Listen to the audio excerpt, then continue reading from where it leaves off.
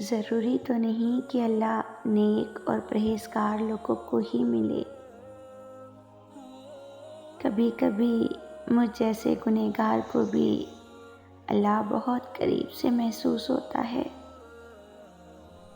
اور اللہ کبھی نہیں کہتا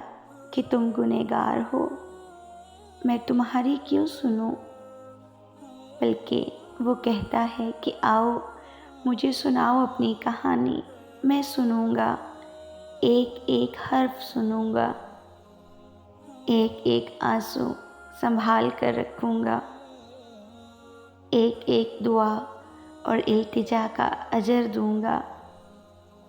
صبر کا صلہ دوں گا۔ مجھ جیسے گنہگار لوگ تو